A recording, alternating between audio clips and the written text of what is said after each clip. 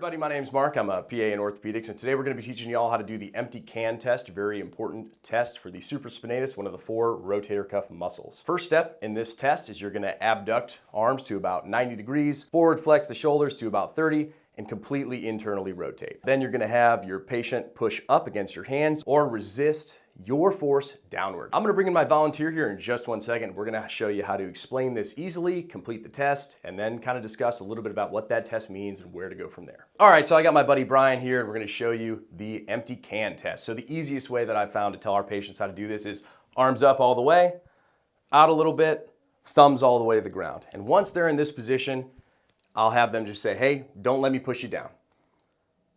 All right, perfect. So that would be an example of a great negative empty can test. Positive empty can test, what would that look like? It would look like significant pain with that resisted motion or significant weakness. Again, this physical exam finding is pretty specific for the supraspinatus, one of the 4 rotator cuff muscles. If you have someone with a fairly positive, little bit of pain, little bit of weakness, empty can, what could that be indicative of? Rotator cuff tendonitis, or maybe a small partial thickness rotator cuff tear. If you have someone who cannot do that at all, is really having issues or severe pain with this test, may be indicative of something like a full thickness rotator cuff tear, in which you should most likely get an MRI and have checked out. That's the empty can test. Super easy test, super fast to do, super easy to show your patient, but incredibly important when you're evaluating the shoulder and rotator cuff pathology.